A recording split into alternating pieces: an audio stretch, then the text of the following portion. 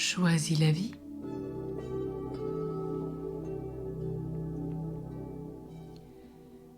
D'où viennent nos colères? Nous sommes des êtres de désir, remplis d'énergie. Cette énergie, lorsqu'elle rencontre un obstacle à la réalisation d'un projet, peut se transformer en colère tournée vers l'extérieur.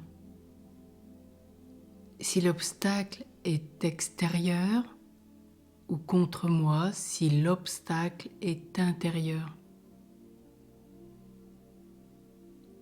Mais il arrive que l'obstacle soit à la fois intérieur et extérieur.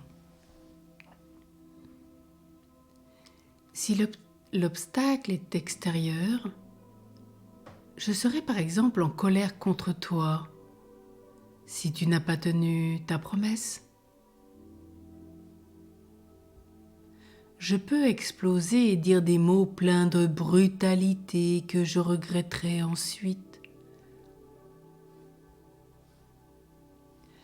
Tandis que si d'abord je prends le temps de bien voir ma colère, je saisirai ce qui l'a déclenchée. Si je décide de te parler de la déception que j'ai ressentie, je l'exprimerai mieux. Tu pourras m'entendre et peut-être me comprendras-tu. L'obstacle est intérieur. Si je suis dans mon enfant comme soumis, je m'interdirai d'exprimer mes aspirations profondes en me dévalorisant. L'énergie inemployée, non dirigée vers un but constructif, se transformera en colère contre toi et contre moi. J'aurai même des comportements d'autodestruction, des excès alimentaires ou d'autres natures, des maladies, des formes d'addiction. Ainsi, je me punirai en me rendant encore plus malheureux parce que plus coupable. Derrière chacune de nos colères se cachent des ressentis mélangés. Il y a des blessures du passé qui sont ravivées, mais aussi une aspiration au changement, une volonté d'agir, et enfin, plus profondément, une énergie d'amour. Je peux orienter cette émotion pour me mettre en mouvement. La colère, dit-on, est un péché capital, mais elle est une émotion noble.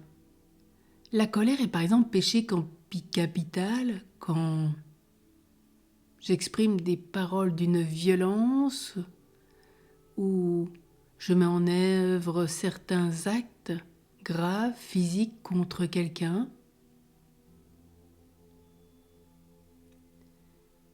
Mais la colère est une émotion positive parce qu'elle est une force, elle est un dynamisme.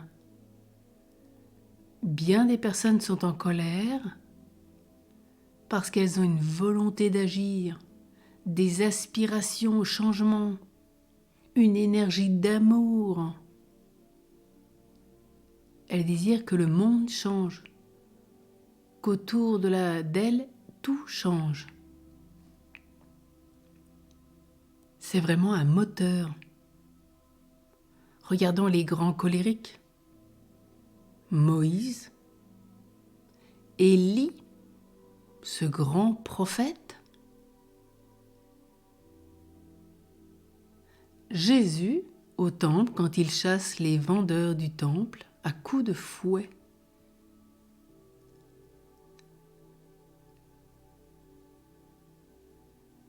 Saint François de Sales était un homme profondément colérique. Rappelons-nous que la colère est une émotion positive, sauf quand elle vise la destruction, bien sûr. Donc pour toute personne en colère, regardez ce qui vous pousse à agir, à changer, à vouloir vivre d'autres choses, d'aspirations profondes, et à réorienter, comme François de Sales, cette colère.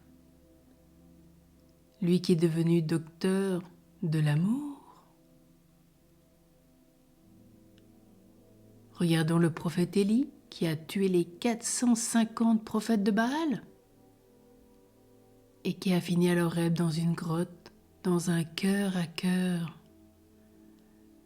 Lui qui se battait pour le Dieu vivant, le Dieu vrai. Moïse qui a tué les Israélites pour défendre les Hébreux. Souvent à la base de la colère, de l'injustice. Alors demandons la grâce aujourd'hui de réorienter cette émotion pour nous mettre en mouvement et que ce mouvement perdure dans la grâce de Dieu, car ce sont les violents qui s'emparent du royaume des cieux.